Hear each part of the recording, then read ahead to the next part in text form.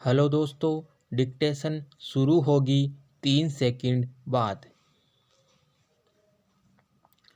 माननीय उपाध्यक्ष महोदय, जहाँ तक संस्कृत के अध्यापन और अध्ययन का संबंध है और जहाँ तक कंप्यूटर द्वारा संस्कृत के प्रयोग की बात हम कर रहे हैं, इसके लिए जब तक ठीक से व्यवस्था नहीं कर पाते हैं, इसके लिए अध्यापक तैयार नहीं किए जाते हैं, तब तक हमारे लिए ठोस काम नहीं हो सकेगा और इसके लिए कोई निश्चित उपाय करना आवश्यक है। मैं समझता हूँ कि माननीय मंत्री जी अवश्य बताएंगे कि कंप्यूटर में प्रशिक्षण देने के लिए सरकार ने ऐसी संस्थाएं चुनी है, तो वे कौन कौन सी है और क्या वे सरकार द्वारा प्राधिकृत है या सरकार ने उनको मान्यता दी हुई है।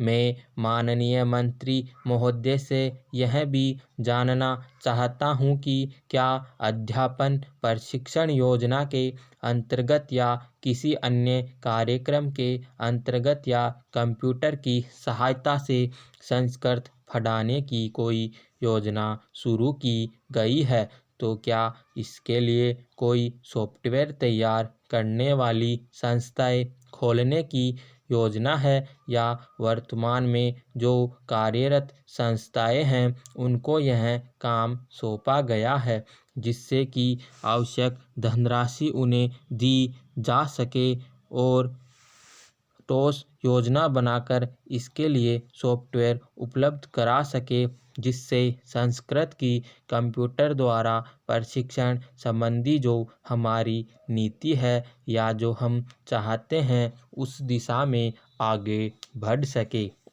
मैं मंत्री महोदय से यह भी जानना चाहता हूँ कि क्या विद्यालयों में प्रयोग के लिए संस्कृत के लिए कोई सॉफ्टवेयर तैयार किए गए हैं या नहीं किए गए हैं। यदि इसके बारे में सरकार का कोई निश्चित मत है, जिसके बारे में कोई सॉफ्टवेयर तैयार किए जाने चाहिए, तो कब तक तैयार किए जाएंगे और उस आधार पर सरकार द्वारा की जाने वाली क्या कार्रवाई है। मैं अंत में माननीय मंत्री महोदय से यह भी जानना चाहूँगा कि इन सब आधारों को देखते हुए कि संस्कृत का अपना एक स्थान है, अपनी एक उपादेयता है और आज की स्थिति में संस्कृत ही एक ऐसी भाषा है जो हमारे लिए साधन स्वरूप है और एक समृद्ध है। उसकी वैज्ञानिकता को देखते हुए उसके प्रचार प्रसार के लिए सरकार क्या सुविधा दिलाएगी। मैं क्षेत्रीय भाषाओं का विरोध नहीं करता, लेकिन मेरा निवेदन यह है कि हमारी प्रसिद्धि जग में थी और हम दुनिया में सबसे आगे माने जाते थे। नालंदा तक्षशिला महाविद्यालय के नाम पर आज भी उनके खंडहर बता रहे हैं कि हमारी क्या बुलंदियाँ थी।